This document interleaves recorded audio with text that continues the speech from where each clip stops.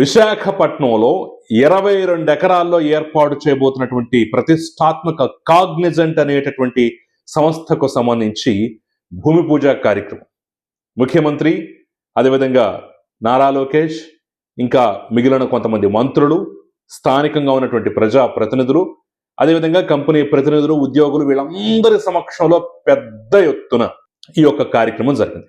So చాలా IT కంపెనీలు వస్తున్నాయి, చాలా గతంలో వచ్చాయి, పోయాయి, రకరకాల కథలు 2019 నుంచి 24 వరకు జరిగాయి కదా.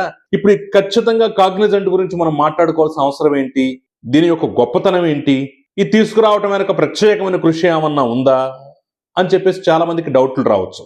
వాటి గురించి నేను స్పష్టంగా 4 ముక్కల్లో చెప్పేటువంటి ప్రయత్నం చేస్తాను. కాగ్నిజెంట్ అనేటటువంటి సంస్థ ఆషామాషి సంస్థ అయితే కానే కాదు.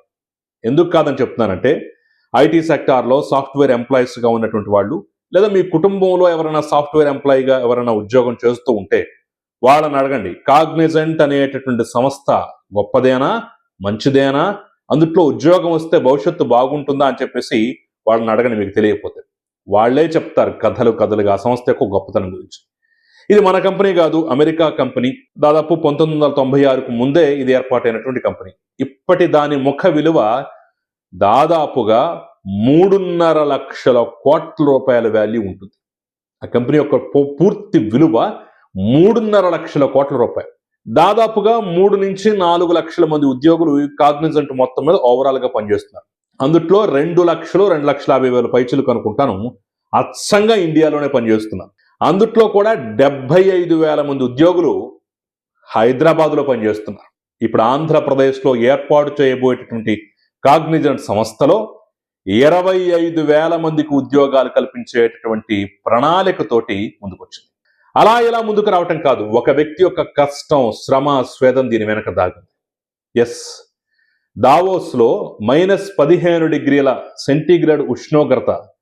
కొంతమంది మాజీ మంత్రుల్లాగా, అమ్మో దావోస్లో -డిగ్రీలు ఉంటాయి, అక్కడికి వెళ్తే స్నానం చేయడానికి కూడా అవకాశం ఉండదు, అలాంటప్పుడు దావోస్ ఎందుకు వెళ్ళాలని చెప్పేసి ఆ వ్యక్తి అలా అనుకోకుండా తన బాధ్యతగా దావోస్లో -15 డిగ్రీల సెంటీగ్రేడ్ ఉష్ణోగ్రతలో కూడా ట్రాఫిక్ జామ్ అయితే నడుచుకుంటూ, కిలోమీటర్ల కొద్ది నడుచుకుంటూ వెళ్ళి ఉదయం 7 గంటలకే కాగ్నిజెంట్ ప్రతినిధులతో మీటింగ్ ఏర్పాటు చేసుకొని, సహజంగా అయితే ఈ కంపెనీ తేవాలి అంటే ఒకవేళ వాళ్ళు ఒప్పుకున్నా కానీ 2-3 సంవత్సరాల ప్రాసెస్ పడుతుంటే, లేదు ఈరోజు దావోస్లో ఉన్నాం, నెక్స్ట్ దావోస్ అంటే ఇప్పుడు జనవరిలో ఉన్నాం, వచ్చే జనవరి కల్లా ఖచ్చితంగా ఆంధ్రప్రదేశ్లో విశాఖలో ఏర్పాటు చేయాలి, విశాఖ రెడీగా ఉంది, ఆంధ్రప్రదేశ్ డెలివరీ చేయడానికి సిద్ధంగా ఉంది, కాగ్నిజెంట్ రావాల్సిందే, వచ్చి తీరాల్సిందని చెప్పేసి పట్టుబట్టు కూర్చున్నారు.